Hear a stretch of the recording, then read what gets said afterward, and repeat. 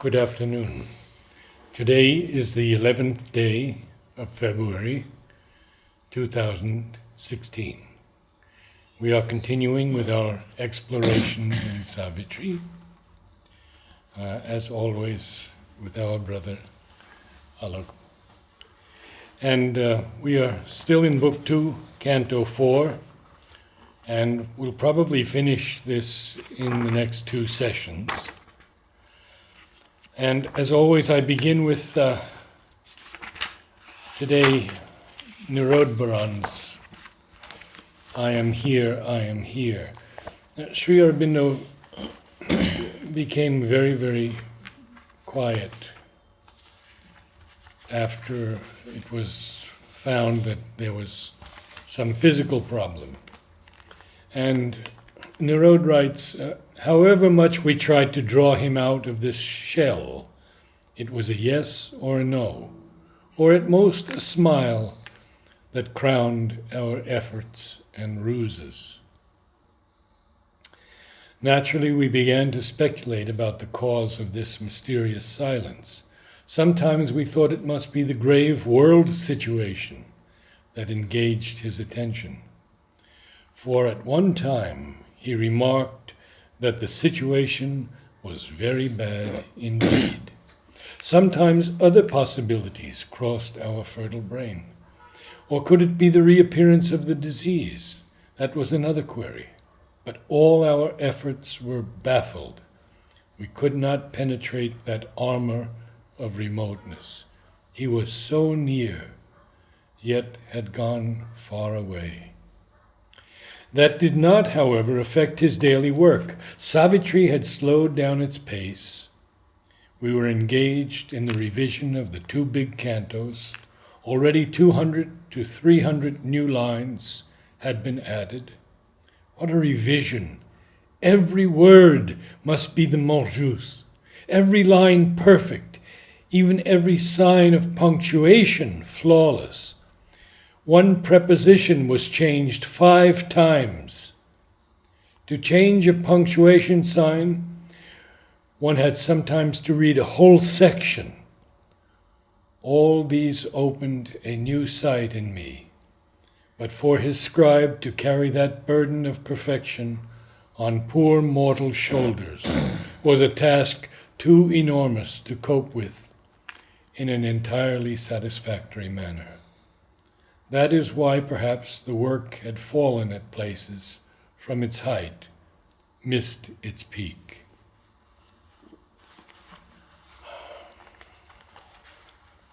We were on page 146 at the break. Yes, at the break. Good.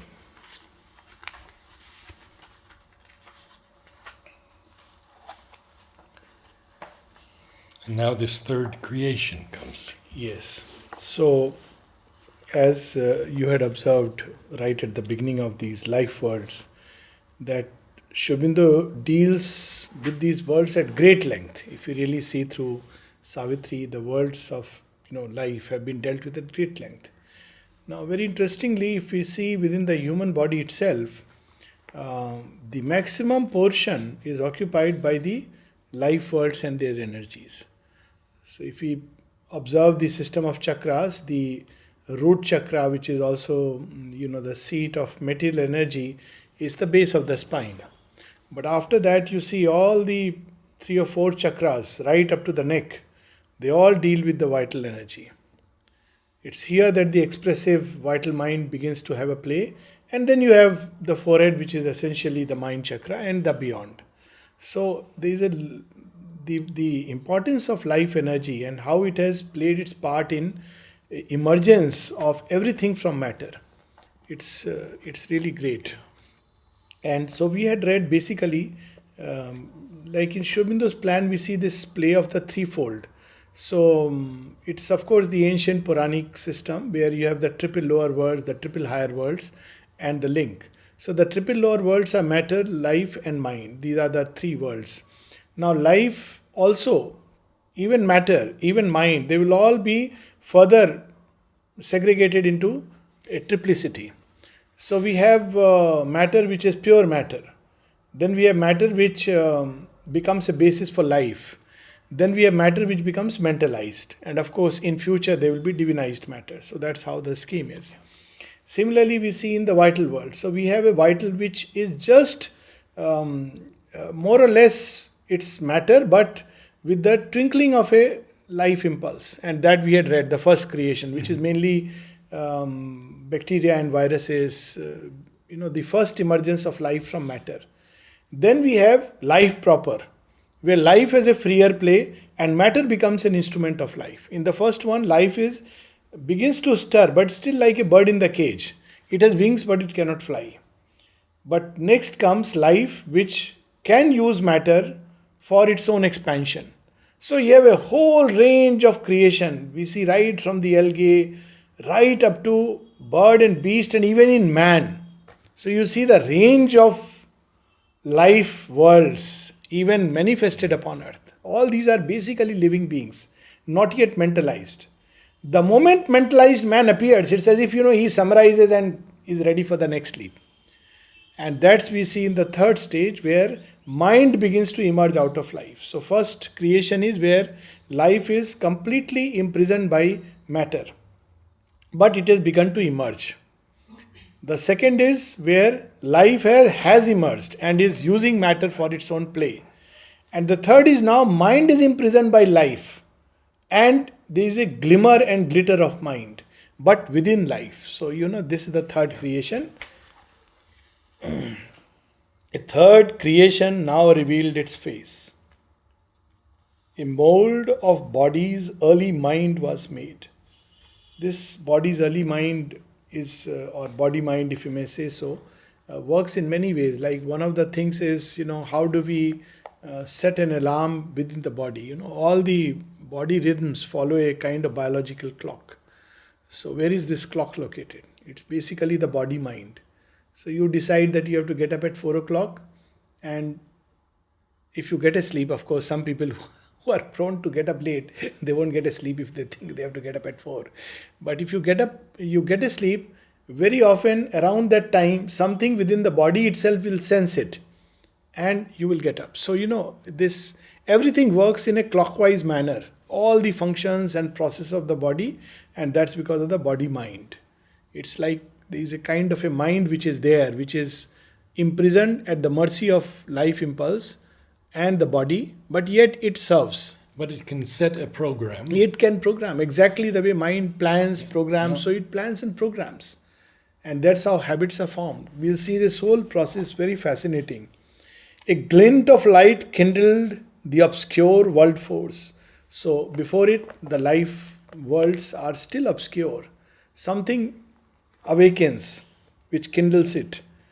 It dowered a driven world with the seeing idea. It dowered a driven world with the seeing idea, and armed the act with thought's dynamic point. A small thinking being watched the works of time. So with mind comes this capacity to reflect and correct.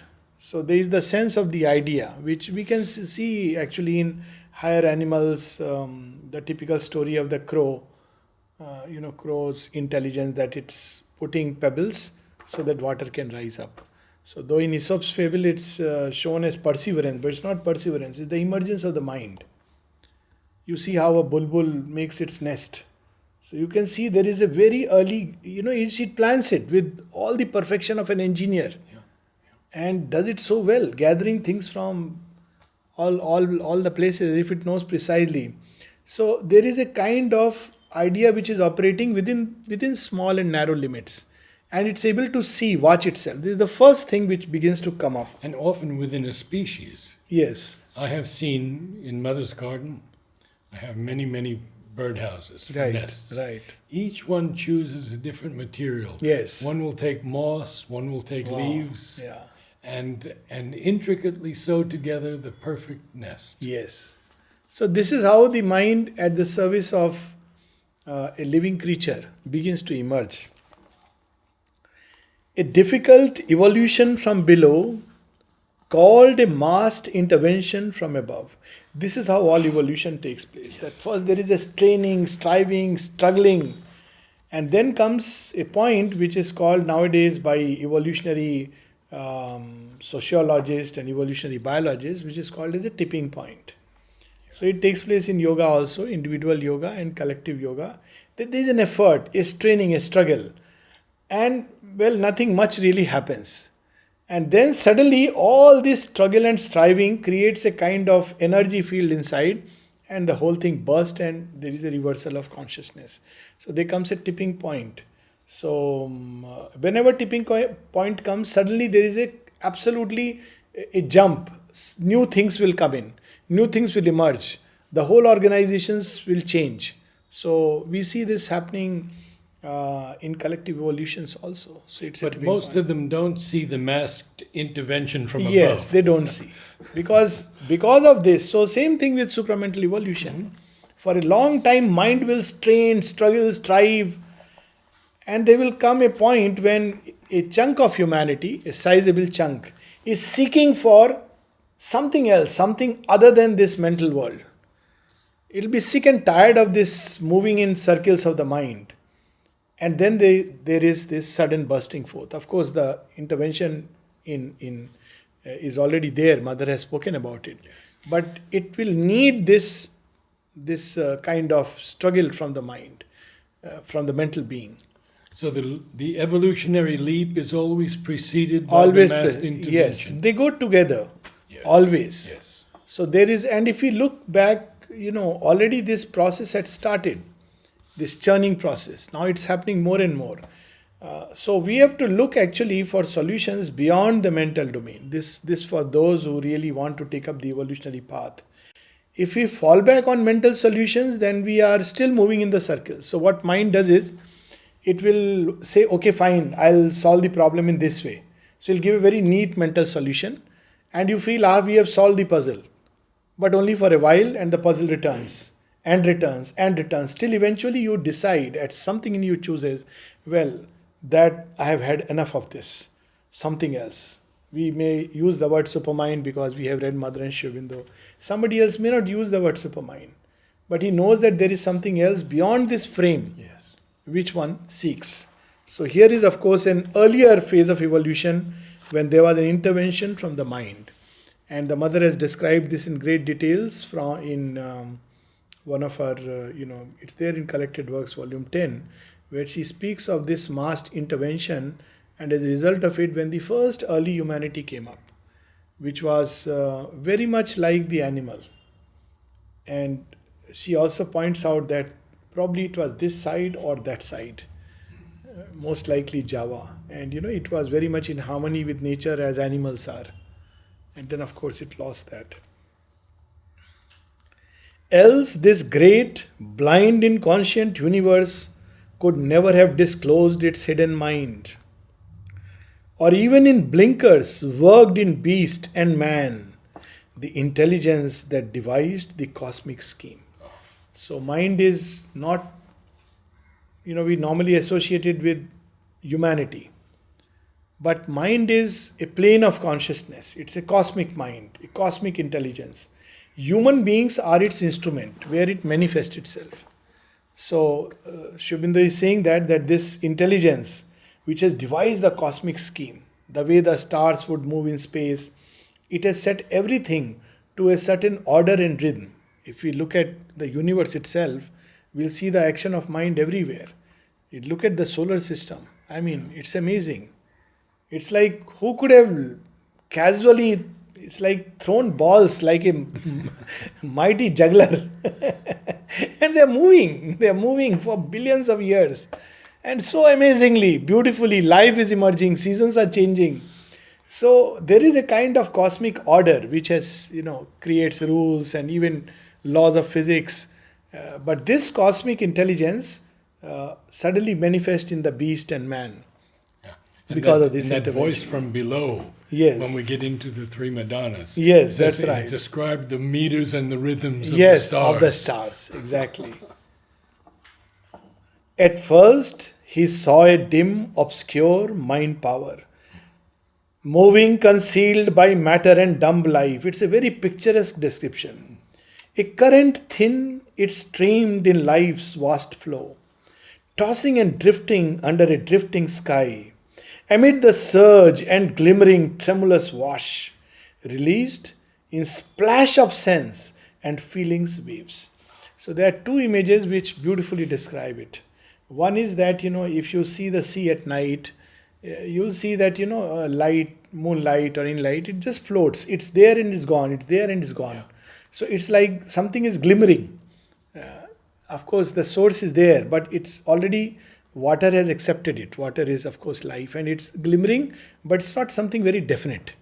But if there is a lighthouse which is casting a strong beam of light on a body of water, you can see that body of water clearly. That's when the mind has actually emerged out and stands as a lighthouse. And the second example is when we look at our own development from the womb to whatever age. Now it's very interesting, two different perspectives we can have. When you see children suffer, below maximum mortality rates are during first year of age. So a lot of people feel, oh, why is the child suffering so much? Why should children suffer?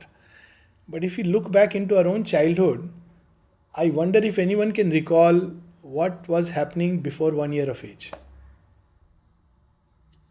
We were alive and we are human beings, but we don't remember. In fact, most of the time it's after 2 that some odd memories will come. So that's how the mind begins to emerge. Earlier, before that, it's mostly life. It's a form of life, very much like an animal kind, which is just living. And this obscure mind power, this mind power which is emerging out of life, will give it certain things like hunger, thirst, imitative behavior, those things which you see in an animal. That's what this mind will endow it with.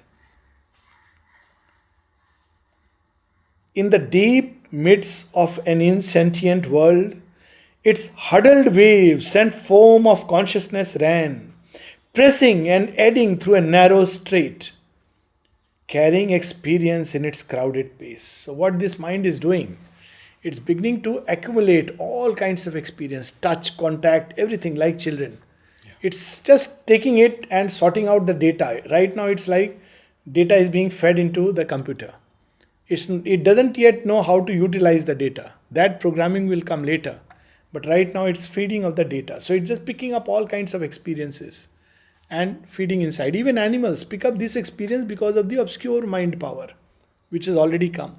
More sensory. More sensory. Yeah. The early mind is purely sensory. Yes. Pure sense experience it picks up. That's why people say that, when a baby is born, the first thing that it responds to is touch.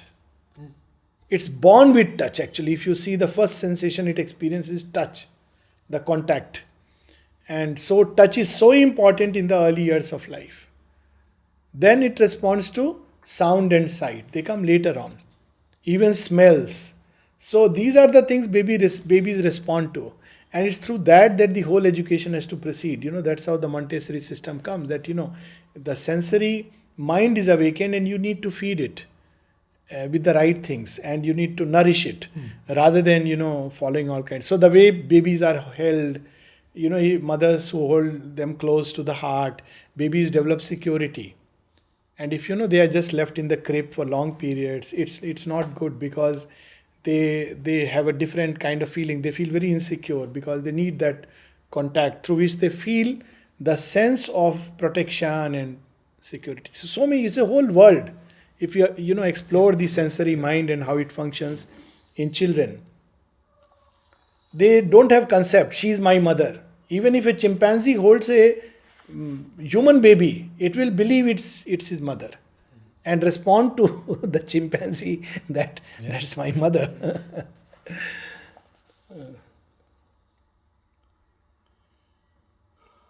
It flowed, emerging into upper light from the deep pool of its subliminal birth to reach some high existence still unknown.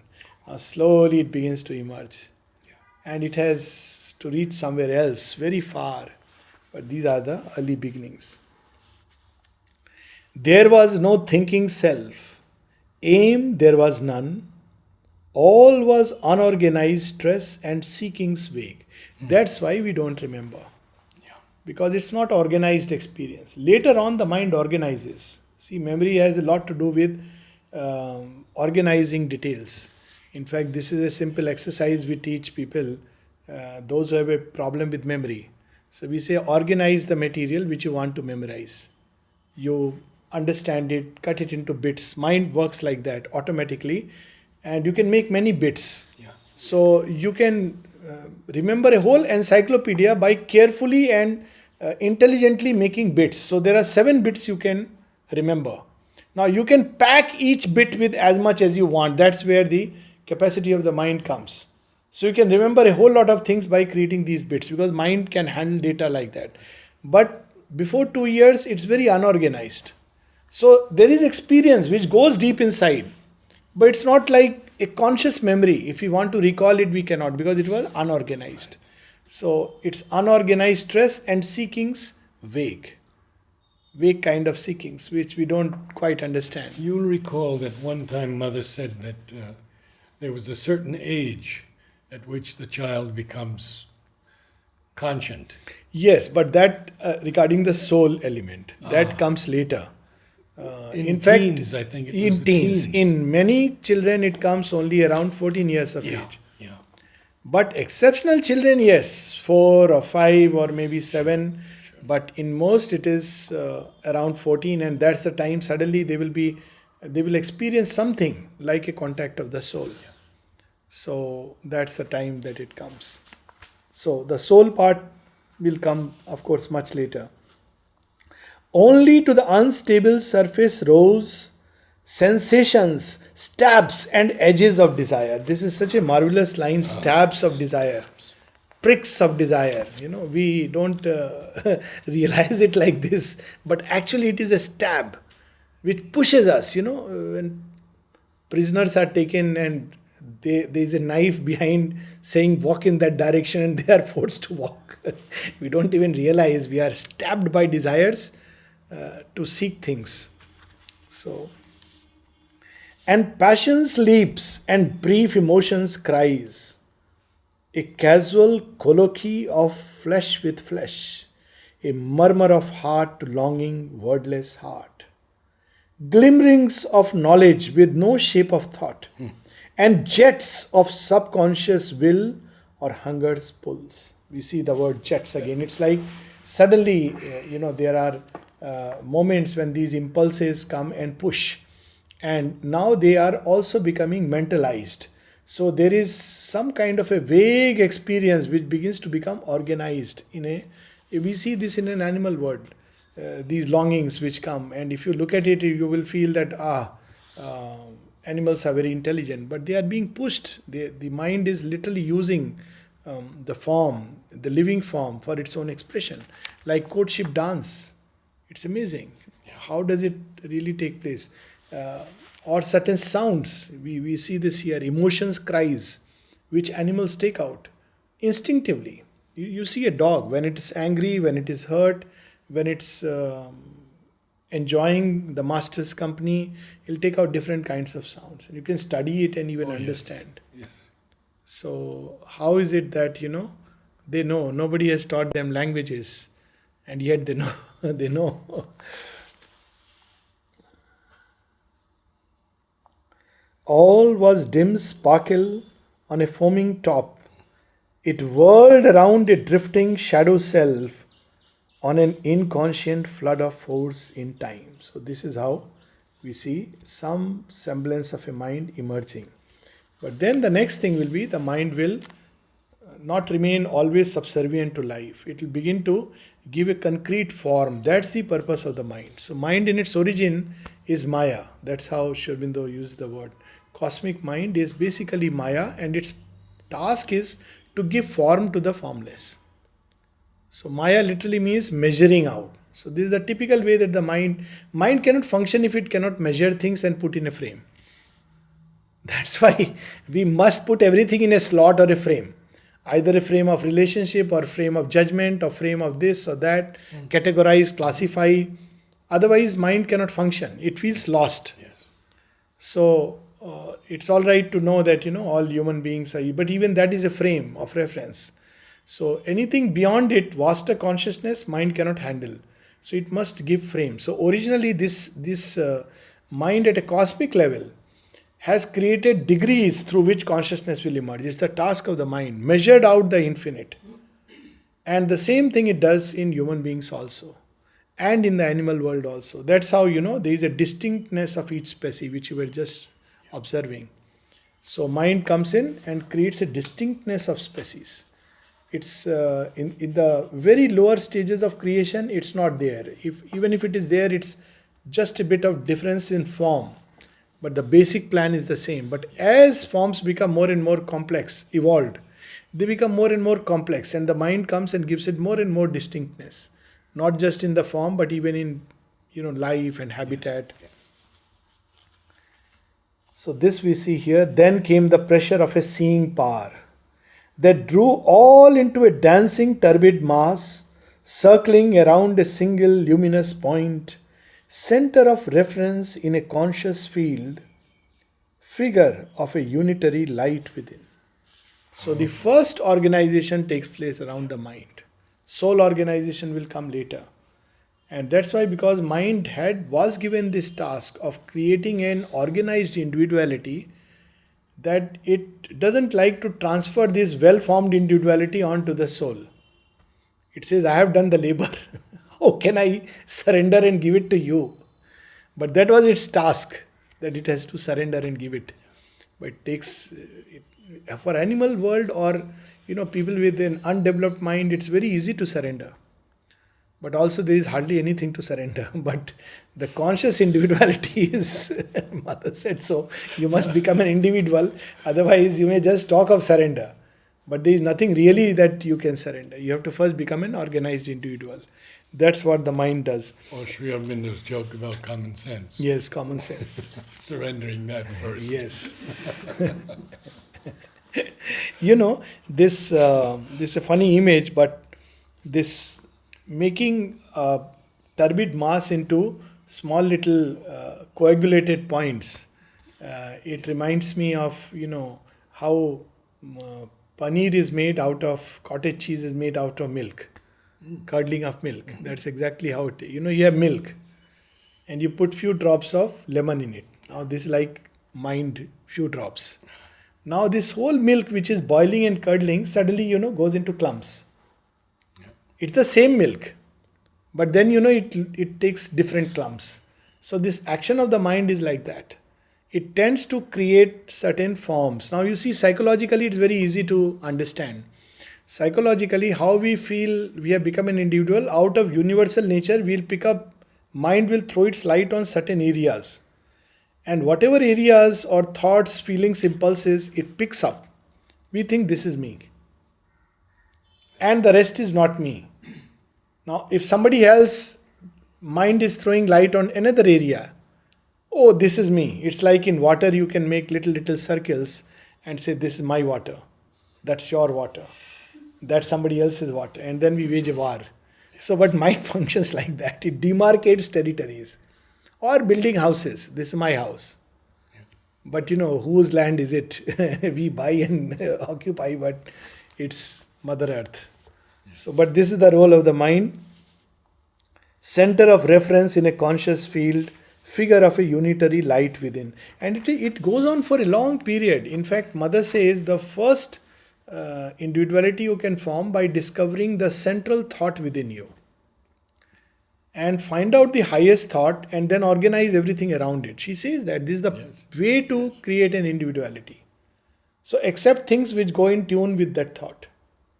Keep away things which don't go in tune with that thought. It's not the spiritual individual, but it's truly an organized, mentalized individuality.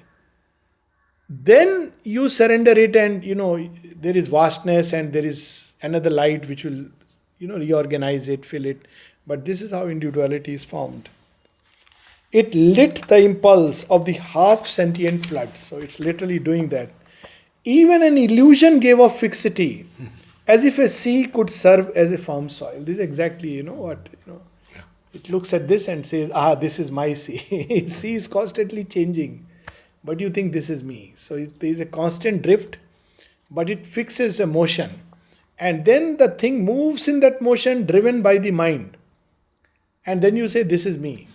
Basically, it's nothing but a habit. So everything in nature is like that, habit. It starts from childhood, and by the time we are adult, we are like, this is me. Actually, this is not me. This is just a habit of nature. From food to staying in certain environment, to likes and dislikes, customs, rituals, everything. It's nothing else but habits. Ways of thinking, preferences for certain things. The mind has picked up an area and says, this is me. That's its play. That strange observing power imposed its sight. What a marvelous line it is. Strange observing power. Imposed its sight. By sight, it glued consciousness to a small little piece. And then that's me. That is mine. So by sight, imposing the sight. It forced on flux a limit and a shape.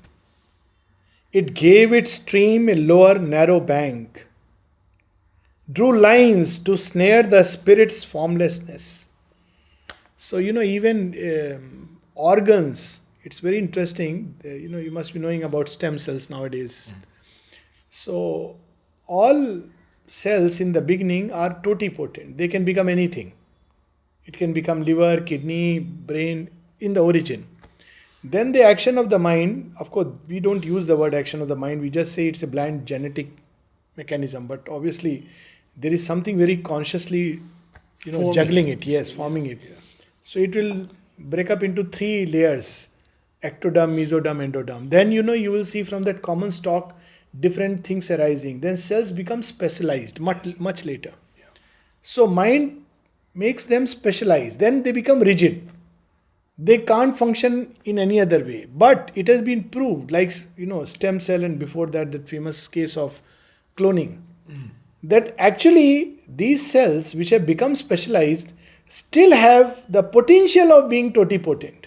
Under certain conditions, skin cells can act as a reproductive cell and create another being out of you. But normally they would not, because they have been indoctrinated by the mind that you are capable only of reproducing skin. Don't do anything else. And they stick to that habit. So much of that I can't do it is simply because the mind has imposed a limit. But the moment the mind opens up to a vaster light and says it's possible, then it begins to change. But it must admit that higher possibility. Yes.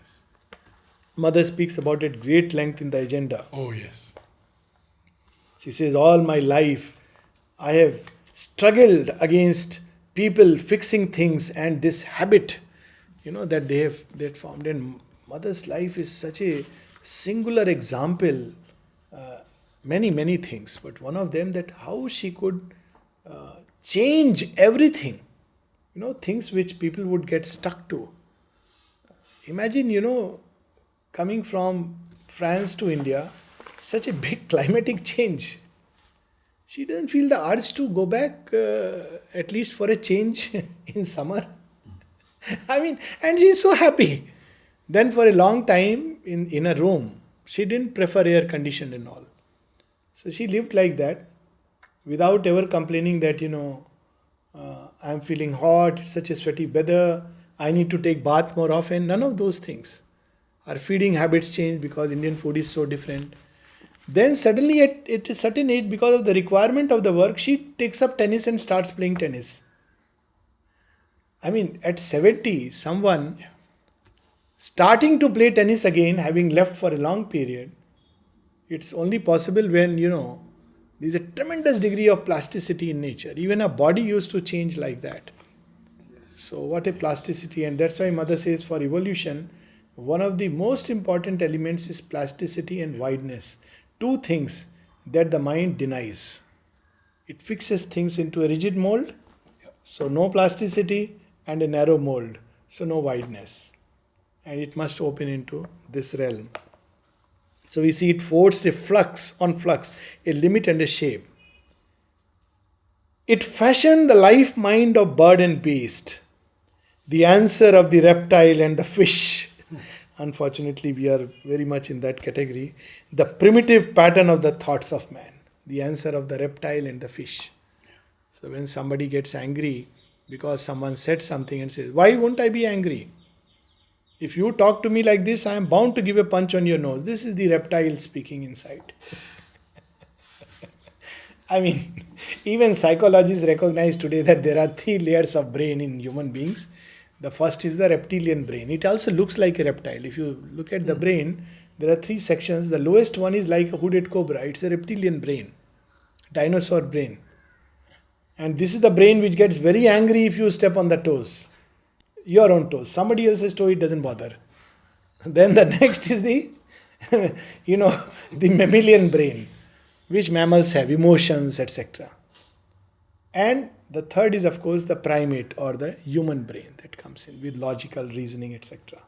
So here he is speaking about that brain that mind which develops like a early life mind of the bird and beast and fish. A finite movement of the infinite came winging its way through a wide air of time.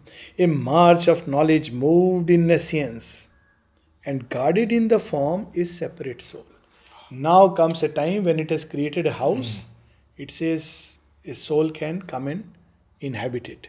And that's why in the animals, usually, because this organized mind is not yet there, in the lower animals for sure, there is no separate psychic. So people often say, and Shobindra is a nice, it was one of the questions asked by a reader of the Arya, that do animals have a soul? And later on, Mother also speaks about it. Mostly there is no individual animal soul, unless there are rare developed animals, with mind has developed, but the form is very much like an animal, and there a psychic entity can begin to not inhabit it, but at least use it. The genius of the species. Genius of the species. That's the soul of a species. Right. Generally, they have a collective soul. I Right. mean, the whole Right. species is a soul. Right. But some animals, yes, particularly those who come in contact with human beings, can begin to have a rudimentary element of the psychic. And of course, the mother's experiment on cat, we know. Yes. Goldie the dog, what a dog. Sometimes you wonder, he would carry a basket of flowers to Sri Aurobindo. There was nobody to ask a gate pass. What a fortune, Nobody asked, where are you coming from? And came mysteriously, disappeared mysteriously. It's one of those mystery stories of the ashram. Yeah, came mysterious. So this, it begins to develop some kind of a rudimentary psychic impulsion. And because the mind has kind of created a kind of individuality, and now the soul creates. So this is the task of the mind, it's to create a field for the soul to inhabit and experience. So it does that, like builds a house. Except that it has built the house over millenniums, and when the actual owner comes, he says, "Who are you? House belongs to me."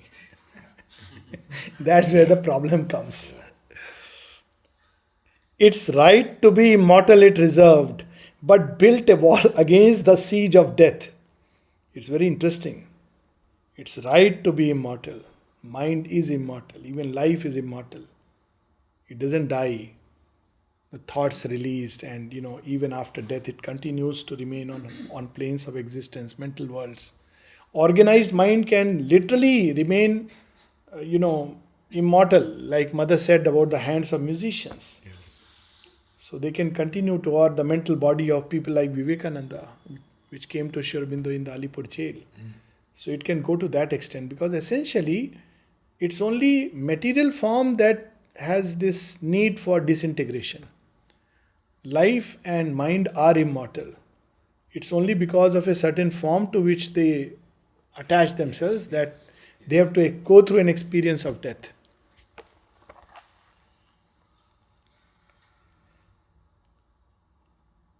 But built a wall against the siege of death and threw a hook to clutch eternity. So interesting. A thinking entity appeared in space. A little ordered world broke into view, where being had prison room for act and sight. a floor to walk, a clear but scanty range. So there is a kind of clarity of thought which people say, no, I am very clear about this. What are you clear about? First look after yourself, then think about others. This they call it clarity. The people who speak like that, and they call it clarity. It's a clarity because there is hardly anything to organize. There is hardly any higher stress, higher impulsion. It's just a little range. And it's much easier to create clarity in that. It's like if you have 2 or 3 cards and you have to build, something good out of that, you can do it.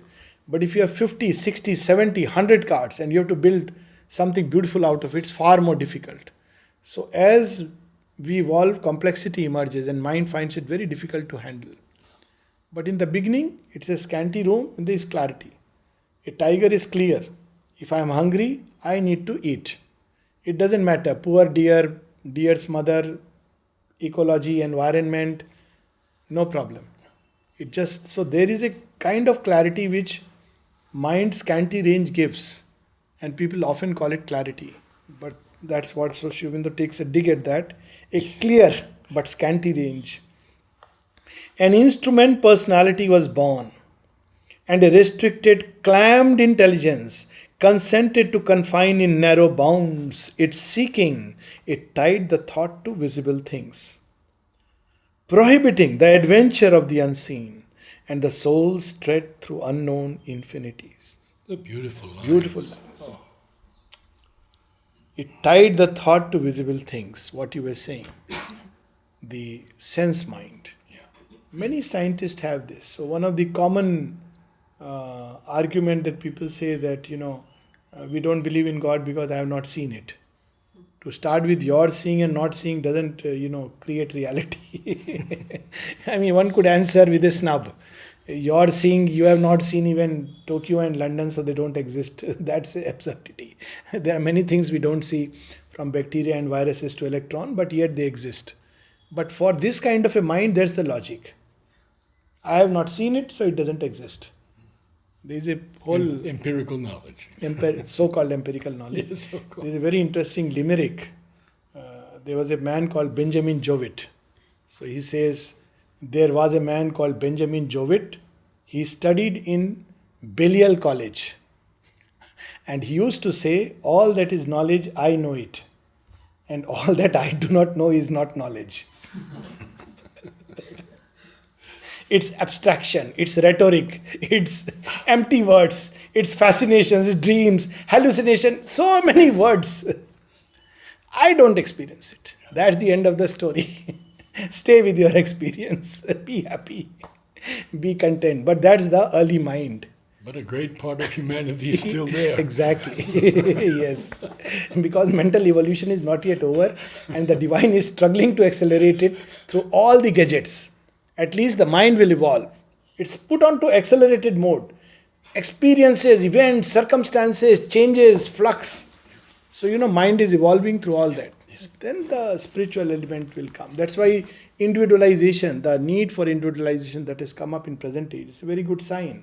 It's because we are going through this mental curve. It's later on that, we'll talk about still higher, greater things. But the same thing prohibits the adventure of the unseen. If our mind is tied to visible things, believes only in visible things, then how can we even think about daring the unknown and the unseen? A reflex reason, nature's habits glass. Reflex reason. Oh, I got angry because he stepped on my toe. Reflex reason. No more. It's rational. It's seemingly rational. So reflex reason. Nature habits glass. Illumined life to know and fix its field. Accept a dangerous, ignorant brevity. What a marvelous line. Oh. This briefness is so dangerous. So, sometimes when you look at human life, when you were describing Sri Aurobindo's, those days by Nirodha, that human mind is guessing. What could be the reason that Sri Aurobindo is so grave? World situations, illness, this, that. But just for a moment, look at someone who has scanned, as he says, the secrets of the overmind, looked at the entire past and future of the world, and then looks at the human condition, the matter resisting from all sides. What kind of experience would be going on inside? We can't imagine. We can't imagine. I mean, even to ascribe a reason like illness sounds so superfluous.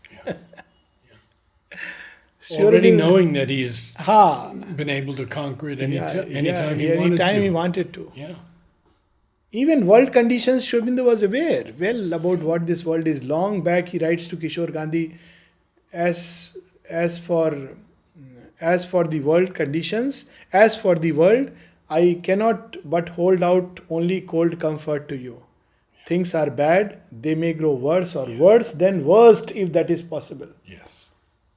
And then he says that, well, but those who has practiced yoga know that this is inevitable in the process of evolution. We have to go through the subconscious darkness, but I personally prefer to look at the light beyond. So my own reason, if I may add to the list, is Sri Aurobindo was looking at that light beyond, trying to pull it, bring it closer and closer. He knew the world. He knew about illness, everything. But then that one option, one chance, he had chosen to, as mother says, 1 year before he had chosen to sacrifice the body. But till the moment comes close, let me pull that light, pull it, pull it, pull it. And obviously, the physical matter which was not ready was beginning to break under that pressure. On one side, absorbing all the darkness, on the other side, pulling the light to annihilate it. Till finally, God's martyred body. Now it is finished, the dread, mysterious sacrifice. So this is what is the last scene in the drama of the Lord. But for us, we accept a dangerous, ignorant brevity. And we try to preserve this ignorant brevity and the inconclusive purpose of its walk and profit by the hour's precarious chance. This is the human life in the masses, in the early humanity. A little joy and knowledge satisfied. This little being tied into a knot. If you look at it from the immensity even of physical space, this little being tied into a knot. It's a knot of energy tied by the mind, giving us an illusion of a separate personality. One of the first things that one has to get rid of in yoga, Mother speaks of it in words of long ago. If you look at your personality, what illusion you carry, this is me. Everything is changing. Each emotion, each impulse, each thought, how they change. And when you see all this is constantly changing and in flux, then you say, who is it that I call myself? Me, myself. Much of it is nothing else but gathering the dust of the past because of atavism of birth. We are born in certain circumstances, we are educated in a certain environment, and we develop certain habitual patterns of thought and feeling, and we say, this is me. And we cling to them. Cling to that. But the real me is hidden inside. So, but that's how the early mind is, a little joy and knowledge satisfied. So we have these, one-liners, okay, one quotation. This is very nice, but, seeking for knowledge should be infinite. One should not stop at any layer. That's how, for anything, it should be an infinite thirst. But we are so readily satisfied. I mean, I could go on with so many examples. A little joy. This little being tied into a knot. This little joy can go to absurd limit. People are satisfied because they had a very nice meal in a particular hotel. They, it was so nice. Yesterday I went to this place. Oh, and that's the end of the story. Little joy. Little knowledge. Read the newspaper and say, you know what I read about stem cell from where? Tabloid newspaper. little knowledge. And we understand now why this little knowledge is dangerous. It's not only dangerous to others, above all, it's dangerous to ourselves because we begin to believe that this is truth, but truth is much vaster. And hung on a bulge of its environment, a little curve cut off in measureless space. Hung on a bulge in its environment. Look at a little ant hanging on a little, protuberance of a tree. That's its world. If it can circle it around, it would be thinking, I have gone around the world. I am the most mightiest ant in the ant world. But when you look at it from the, someone has said, I think Richard Bach in Illusions, or maybe it's Jonathan Livingstone, no, it's Illusions. What the caterpillar calls the end of the world, the master calls it a butterfly. So where the ant world ends, there a greater world starts. Where the human world ends, there the supramental world has its fullness of play.